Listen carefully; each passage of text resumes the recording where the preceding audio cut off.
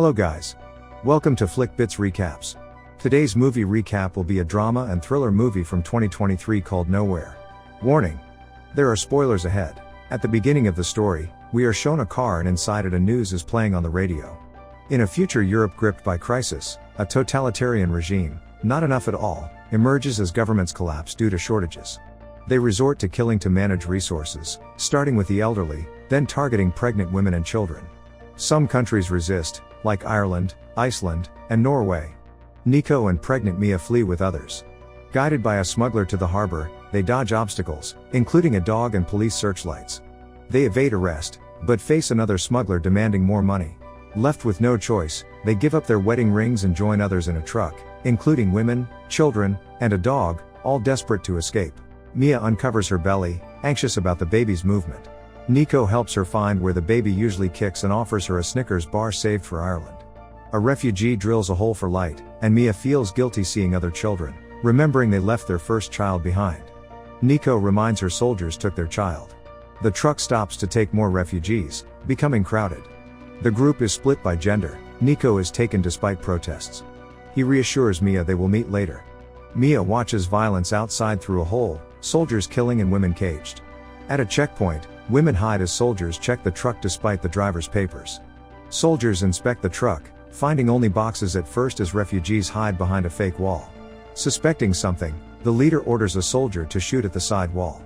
They discover the hidden space. The leader forces the women out. Mia climbs atop crates just before the wall is opened. The leader kills a woman, chaos erupts, and everyone is shot, splattering Mia with blood. Only a dog and a child survive briefly. The dog flees, but the soldiers kill the child. After they leave, Mia cries and warns her husband to hide. The truck arrives at another harbor, and Mia's container is moved to a ship. She tries calling Nico but gets no answer, leaving a message about being taken away. Mia checks her bag, turns on a light, and falls asleep. She wakes to the container shaking in a storm.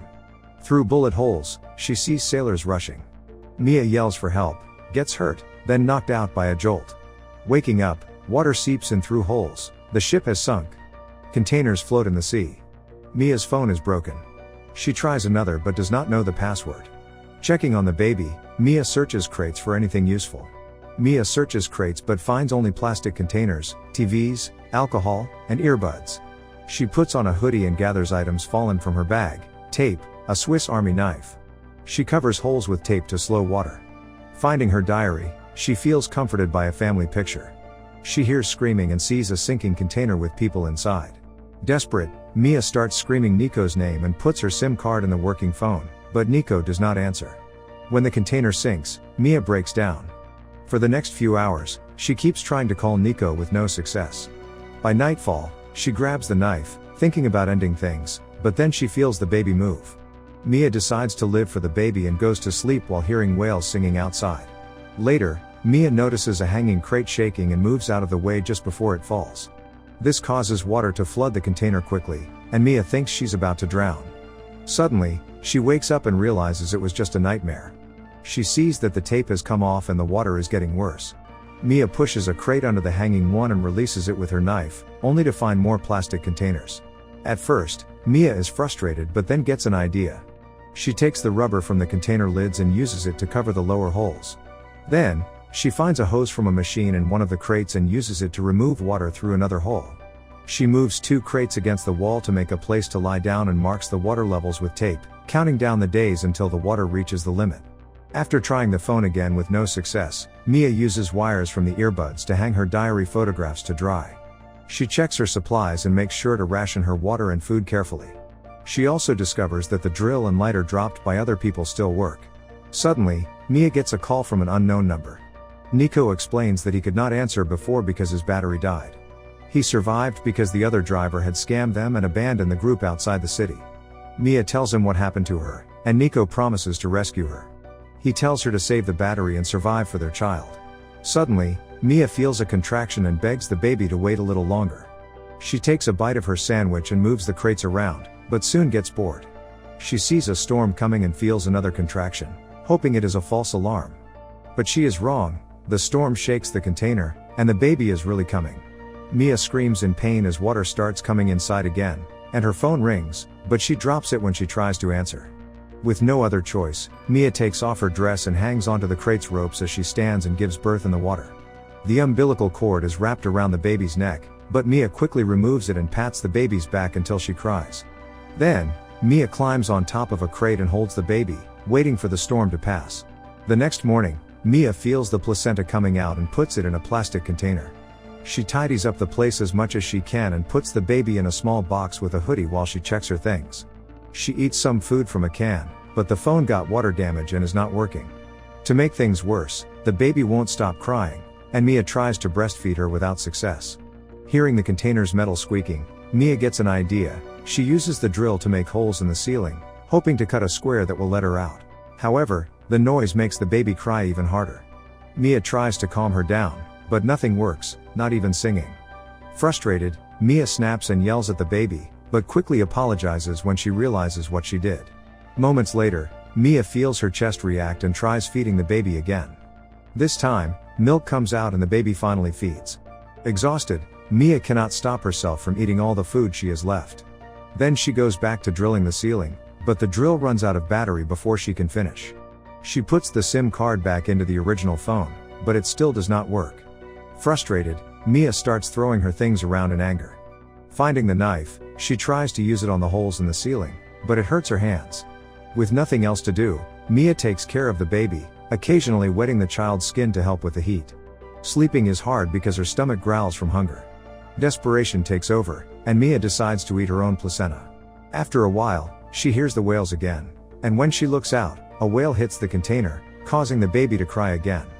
Mia responds by hitting the container walls, scaring the whale away. The following morning, Mia tries using the knife on the holes again, but the knife breaks. The phone still does not work, and she drinks the last of the clean water. Feeling dizzy from the heat, Mia pours some sea water on her head and licks water drops from the ceiling, but it makes her sick after a few minutes.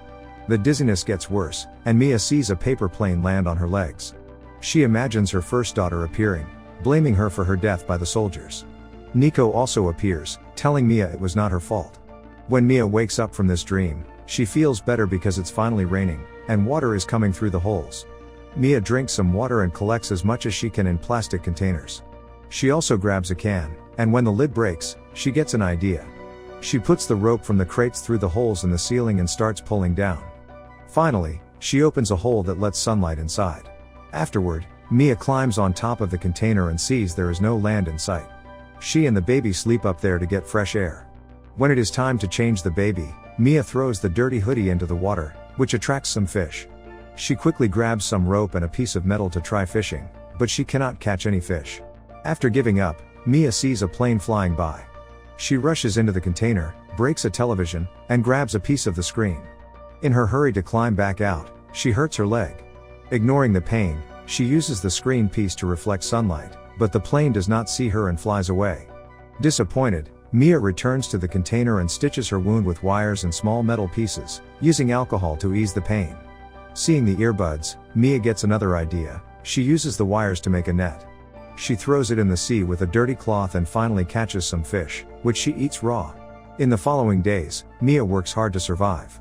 She removes water from the container using the hose and catches fish with the net, storing them in plastic containers. She also writes SOS notes on paper from her diary and puts them inside containers, throwing them into the sea and hopes someone will find them. One afternoon, Mia shows the baby all the pictures of the family and decides to name the child Noah after her grandmother, which is the name Nico wanted. She also shows her a picture of her sister, telling the story of how the soldiers took her and how she still blames herself for it. Later in the evening, Mia notices Noah is getting cold, so she uses some alcohol and a lighter to start a fire.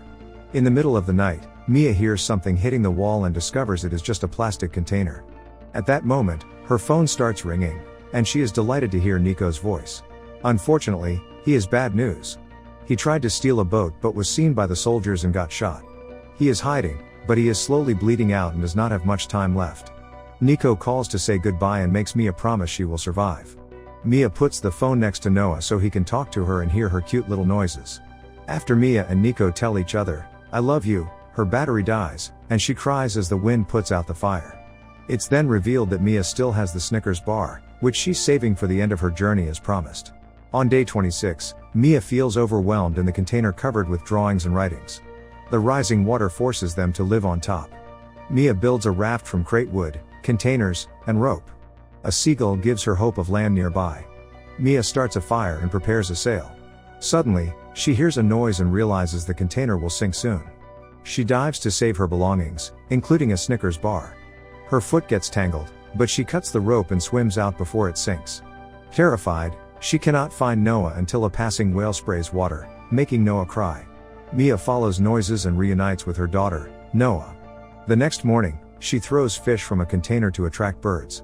Seagulls catch the attention of nearby sailors who rescue them.